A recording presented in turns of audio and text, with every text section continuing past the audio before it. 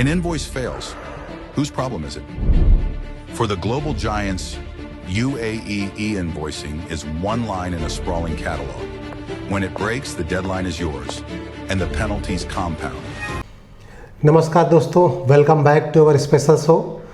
आज का शो कुछ स्पेशल होने वाला है। स्पेशल क्यों होने वाला है कि यहाँ हम डिस्कस करने वाले इंडिया, यूएई, जीसीसी का टैक्स में बड़ा कॉम्प्लिकेशंस होता है, समझने में दिक्कत होती क्या है। तो हमेशा की तरह हमारे साथ हैं हमारे चार्टर्ड अकाउंटेंट मिस्टर आशीष अस्थाना जी। मैं उनका स्वागत करता हूँ। तो आज का जो टॉपिक होगा वो टॉपिक है ई इनवाइसिंग, यूएई ई इनवाइसिंग। क्योंकि जैसा आपको पता होगा 2026-27 में पूरी यूएई में गवर्नमेंट ये प्लान कर रही है कि हम टैक्स को डिजिटल ट्रांसफॉर्मेशन में लेकर आ जाए। अब होता क्या है, जैसे जिन जनरल हम लोग क्या समझते हैं कि हमने एक सॉफ्टवेयर से एक इनवाइस निकाली, उस इनवाइस को मेल कर दिया और बोलते हैं हम लोग ई इनवाइसिंग हो गई है। कहाँ पर प्रॉब्लम कहाँ आ रही, कन्फ्यूज़न कहाँ है पब्लिक को? बहुत बहुत नमस्कार स्वप्निल भाई, और नमस्कार सारे देखने वालों को भी। हमारे ई इनवॉइसिंग आजकल एक ऐसा टॉपिक है पूरे यूएई में जी, जो संभवतः कि पोस्ट वॉर यूएई में क्या होगा, इसके बाद एक दूसरा हॉट फेवरेट टॉपिक है बिज़नेस कम्युनिटी का। जी, दो ही टॉपिक पे चर्चा कर रहे हैं वो। वॉर के बाद बिज़नेस को कैसे प्लान करना है और ई इनवॉइसिंग के बाद अकाउंटिंग सेक्शन को कैसे प्लान करना है। ये एक ऐसा एक्टिविटी आने जा रही है यूएई में, बल्कि कहीं आ गई है, 1 जुलाई से इम्प्लीमेंट हो चुकी है, जो हर सिंगल बिजनेस ओनर को अफेक्ट करने वाली है। चाहे आप यूएई में रह के ट्रेड कर रहे हो, चाहे आप शारजा में रह के मैन्युफैक्चरिंग कर रहे हो, चाहे आप अबू धाबी में रह के कंसल्टेंसी कर रहे हो, हर बिजनेस को ये ई इनवॉइसिंग इम्पैक्ट करने जा रही है। अब सबसे बड़ा कन्फ्यूज़न जो अभी आपने बोला, ये इनवॉइस तो जी बनाते थे, उसकी एक पीडीएफ फाइल भी बनाते थे, एक्सेल फाइल बना लेते थे कभी कभी जी, और उसको मेल से भेजते थे। तो क्या ये इलेक्ट्रॉनिक इनवॉइस नहीं थी? नहीं भाई साहब, ये इलेक्ट्रॉनिक इनवॉइस नहीं थी। ये केवल एक फ़ोटो है, पिक्चर है, जिसको ह्यूमन रीड कर सकता है। A person can read that document, that is PDF. लेकिन जो ई इनवॉइस है, that is a document written by machine and to be read by machine itself, which will travel through a specified network. वो उस network पे जो defined है उसी पे ट्रेवल करेगी, जो मशीन बनाएगी और मशीन उसको पढ़ेगी। साथ में उसका डेटा रियल टाइम में एफटीए के पास भी शेयर हो जाएगा। तो this will be our E invoice. E invoice PDF form में नहीं होती है, यूजुअली एक एक्सएमएल फाइल जनरेट करता है software, that will be treated as a e invoice. तो this is the difference between what is the conceptual misunderstanding among business community, whether it is e-invoice a PDF or e-invoice is a different kind of document। ठीक है। इसको मैं sir link करना चाहूँगा India से। India में आपने देखा होगा जीएसटी इनवाइसिंग होती है, बहुत पहले से आगे इंडिया बहुत इस मामले में देखा जाए तो टेक्नोलॉजिकल वाइज हम लोग बहुत आगे हैं। वही चीज़ यहाँ पर ई इनवाइसिंग आई है।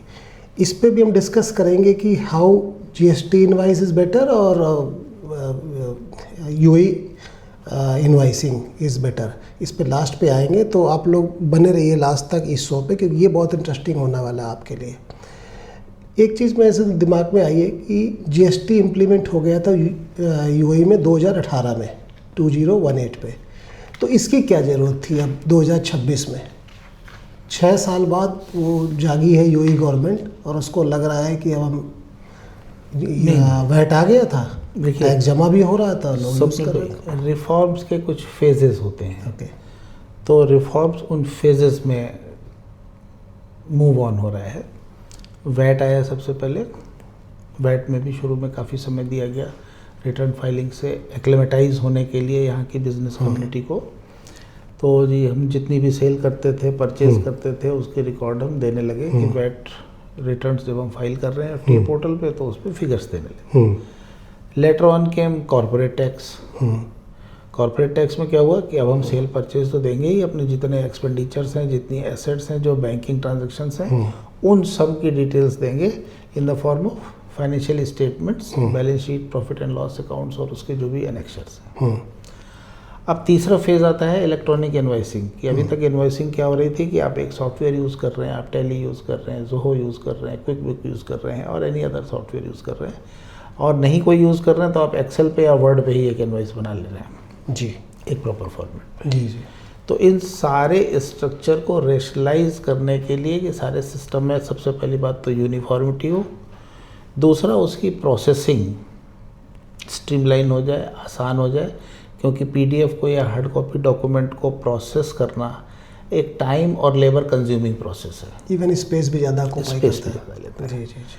तो इस वजह से ई इनवॉइसिंग इंट्रोड्यूस की गई, लेकिन इसके साथ एक दूसरा बड़ा ऑब्जेक्टिव गवर्नमेंट का क्या है कि टैक्स इवेजन पे लगाम लगाई जाए कि जो आपकी एक्चुअल सेल्स हैं वो जैसे ही आप सेल करें वैसे ही सेल्स का इंफॉर्मेशन गवर्नमेंट के पास पहुंच जाए। ओके।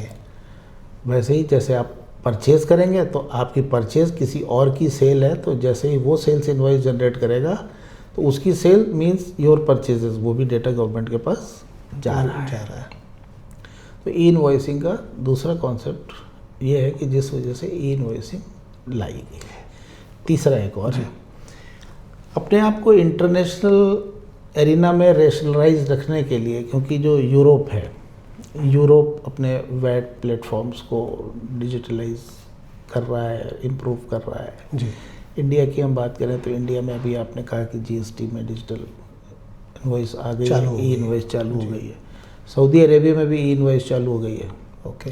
तो अब यूएई भी इंटरनेशनल रिफॉर्म्स के साथ पेस मिलाते हुए उस पटरी पर अपनी गाड़ी को दौड़ाना चाहता है कि हम भी सबके साथ चल रहे हैं, हम किसी से पीछे नहीं हैं। Very good. तो इसमें सर एक आजकल बड़ा सिटी में हम लोग डिस्कस जब करते हैं कारपोरेट्स में जाकर, तो एक शब्द आता है, मैं लिख कर लाया उसको, पीपल, PEPPOL, 5 कॉर्नर्स मॉडल। ये क्या होता है, इसको क्या बोलते हैं sir? PEPPOL is pan European public procurement online. Okay. जी, यूरोपियन क्या, ये वहाँ से उठकर आया है क्या? Pan European public procurement online, PEPPOL का फुल फॉर्म ये है। Okay. PEPPOL used to be a government platform in Europe to be used for travel of government documents. तो आयरलैंड में, यूरोप में आप इसको यूज़ करते हैं? हाँ, पहले पूरा यूज़ होता था। अब उसके बाद क्या है कि वो पेपल प्लेटफॉर्म को ऑप्ट कर लिया गया बिजनेस डॉक्यूमेंट्स और इनवॉइसिंग को ट्रेवल करने के लिए भी। Peppol is now managed by a private entity which is known as open Peppol. तो this is just like software? It is located in Belgium. Okay. This is a controlling body. अच्छा, controlling body. Controlling body कि वही सारा platforms देंगे, उसी platform पे ये सारा जो डॉक्यूमेंट्स हैं वो ट्रेवल करेगा, जिससे कि पूरे रीजन में यूनिफॉर्मिटी बने। उसी पे अपलोड कर देंगे बनाने के बाद, तो गवर्नमेंट को दिखने लगेगा, सारे अथॉरिटीज़ को। अब यहाँ क्या यूएई में क्या होगा, यूएई में एक्रेडिटेड सर्विस प्रोवाइडर्स ASP बनाए गए हैं। तो ये प्राइवेट है सर कि गवर्नमेंट बॉडी है? जी प्राइवेट है। तो इंडिया में तो गवर्नमेंट है। हाँ, GST उस पर भी बात करेंगे आपसे। अच्छा, उस पर भी बात करेंगे। तो ये ASP जो है अभी मई 26 तक की पोजीशन जो थी, 32 ASPs have been recognised and registered. What is ASP sir? Accredited service providers. Okay. These are private companies जिनको कम से कम 2 इयर्स का एक्सपीरियंस है ई इनवॉइसिंग को मैनेज करने का, जिनके पास रिक्विजिट टेक्निकल कॉम्पिटेंस है और जिन्होंने पेपल से अपने आप को एक्रेडिटेट करवाया है, उनके प्रोटोकॉल पे काम करने के लिए ये कॉम्पेटिबल है। तो ये जो सर पॉइंट है, मैं रोकूंगा, थोड़ा सा आउट ऑफ सब्जेक्ट जाता हूँ।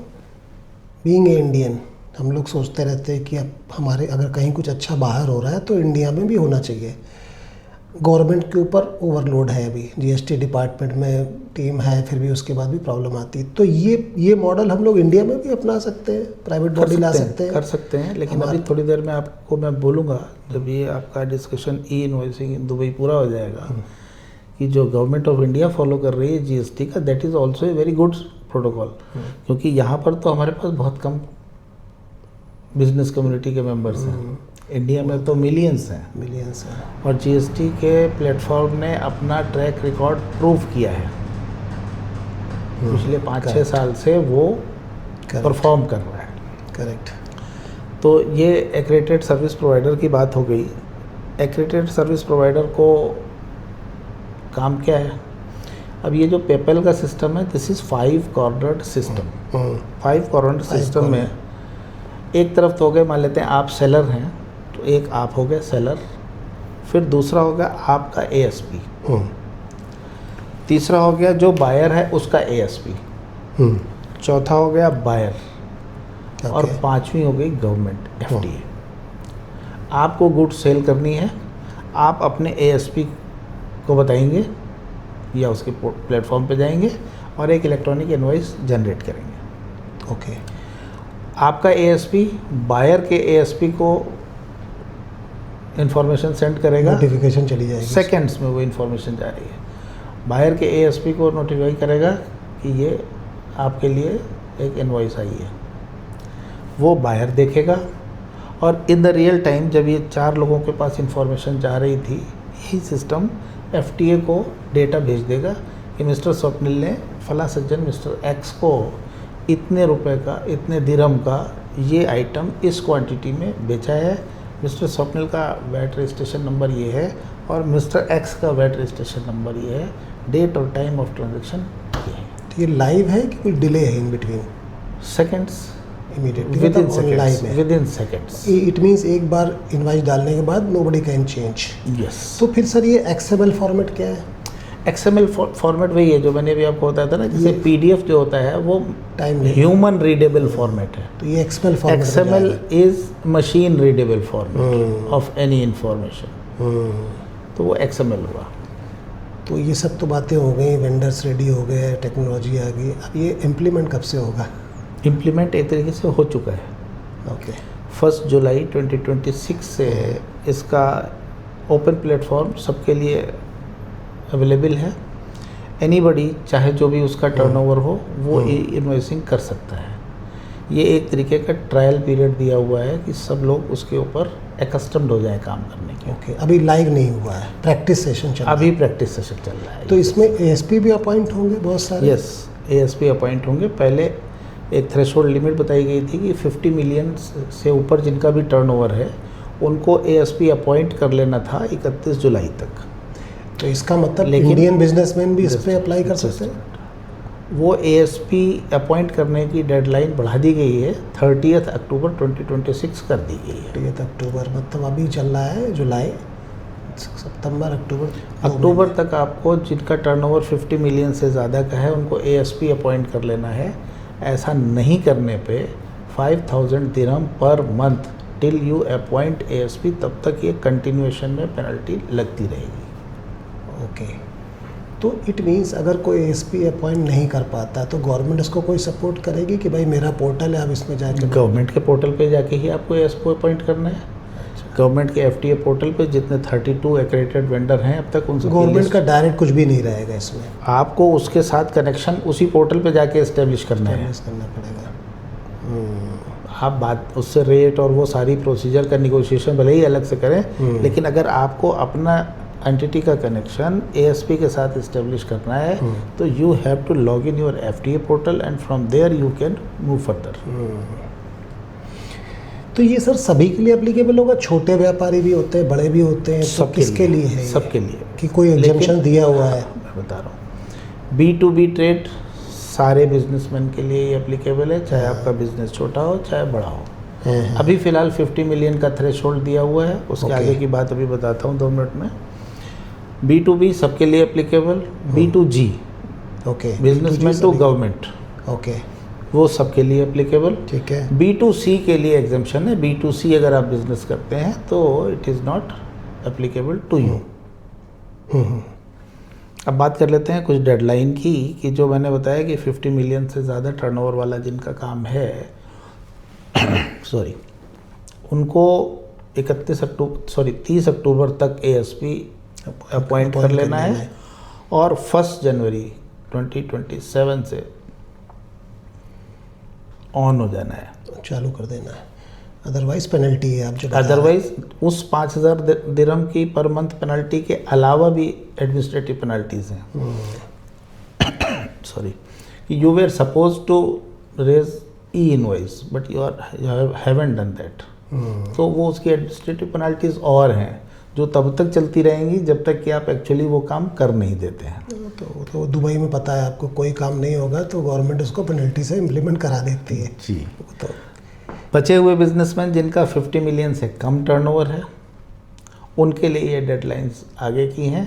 31 मार्च 2027 तक उनको ASP अपॉइंट कर लेना है, मतलब बहुत ज़्यादा समय उनके लिए भी नहीं है। तो अभी से वो होमवर्क करना शुरू कर दें। 31 मार्च 2027 तक उनको ASP अपॉइंट कर लेना है और 1 जुलाई 2027 से उनको भी E-इनवॉइसिंग में आ जाना है। ओके, तो इसमें ये एक लाइन चल रही है 14 डेज का रूल क्या है, क्या होता है ये 14 डेज रूल? E-इनवॉइसिंग आप जनरेट कब करेंगे? सबसे पहले तो इम्पोर्टेंट बात ये है, E-invoicing has to be generated either at the time of sale or at the time of receipt of payment, whichever is earlier.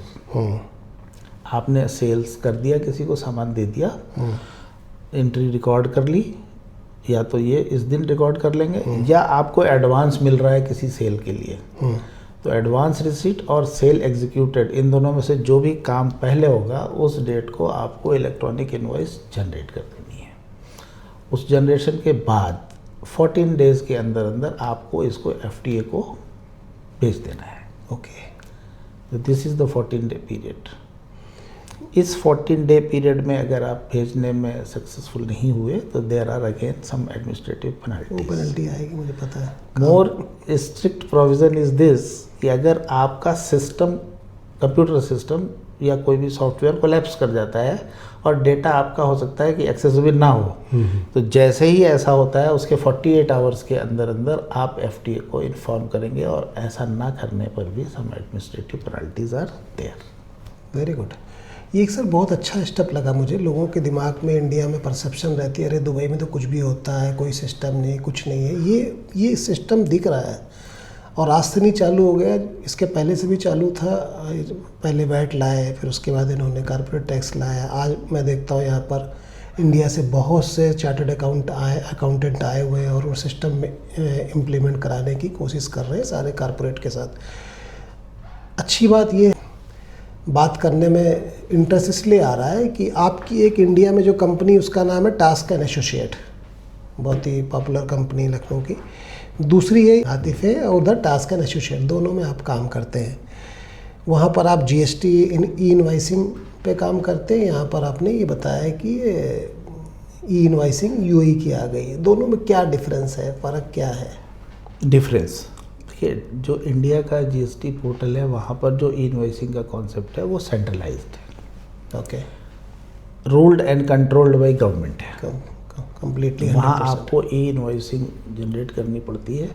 तो आप गवर्नमेंट के GST पोर्टल पर लॉगिन करते हैं, वहाँ पर इनवॉइस जनरेट करते हैं, और उस पोर्टल से इनवॉइस, गवर्नमेंट को तो इन्फॉर्मेशन हो ही रही है क्योंकि उसके पोर्टल पे है, आपको भी इन्फॉर्मेशन है क्योंकि आप जनरेट कर रहे हैं, और जो बायर है उसका एक फॉर्म होता है, उस फॉर्म में उसको इनपुट ऑटोमेटिक क्रिएट हो जाता है जैसे ही आप ई-इनवॉइस जनरेट करते हैं। यहाँ पर क्या है, डिसेंट्रलाइज सिस्टम फॉलो कर रही है गवर्नमेंट UAE में। पेपल जो है वो डिसेंट्रलाइज सिस्टम को ही कैटर करता है। ये सारे प्राइवेट सेक्टर के लोग हैं, इसीलिए इनके ऊपर फाइन्स और पेनल्टीज़ ज़्यादा की बात है। इन लोगों के ऊपर भी अगर ASP अपना काम ठीक से नहीं करता तो there are also administrative penalties on them, control में रहेंगे FTA के। तो यहाँ पर 32 ASPs हमारे अपॉइंटेड हैं, कुछ और भी हो सकता है। तो ये सारा काम करने का काम गवर्नमेंट ने उनको दे दिया। उसको केवल डेटा चाहिए, जो ASP हर ट्रांजैक्शन पे ये डेटा गवर्नमेंट को देता रहेगा। तो ये दो अलग अलग मॉडल पे एक काम करने के लिए बने हुए हैं। इंडिया का सिस्टम 5 साल से ट्रायल एंड टेस्टेड मॉडल है, जिसने अपना ट्रैक प्रूव किया हुआ है। और ये जो यहाँ का मॉडल है पेपल वाला, this is also a much dynamic model, जिसकी इंटरनेशनल एक्सेप्टेबिलिटी थोड़ी ज़्यादा है क्योंकि ज़्यादा कंट्रीज़ इसको यूज़ कर रहे हैं, और दुबई इंटरनेशनल कम्युनिटी के साथ पेस मिला के चलना चाहता है। So both model to achieve single objective are functioning. Indian model it means बहुत ही मैच्योर मॉडल है, बोल सकते हैं। अगर ये मॉडल अगर हम ट्रायल एंड टेस्ट की बात करें तो वो मोस्ट मैच्योर मॉडल है, क्योंकि हम जो है वो 140 मिलियन करोड़ की पॉपुलेशन को कैटर कर रहे हैं, जिसमें around 20 crore businessman are there, और यहाँ पर उतने बिजनेस कम्युनिटी के तादाद नहीं है, लेकिन फिर भी दोनों का कोई ऐसा कंपैरिजन नहीं है, क्योंकि आउटपुट दोनों के एक है, दोनों की अपनी अपनी प्रॉस है, दोनों के अपने अपने कॉन्स हैं।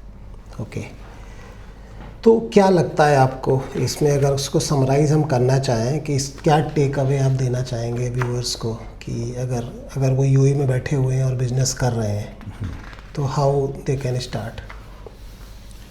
देखिए, सबसे पहली बात तो कि जो यूएई में बिजनेस कर रहे हैं लोग, उनको बिल्कुल अलर्ट मोड पे तैयार हो जाना चाहिए।